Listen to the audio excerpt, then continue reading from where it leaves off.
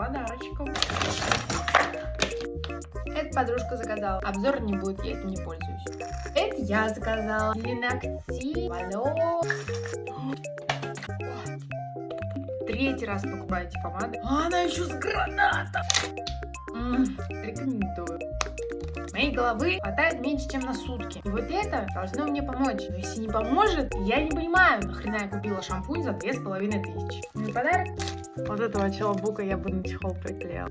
Серьезная женщина, мне 23.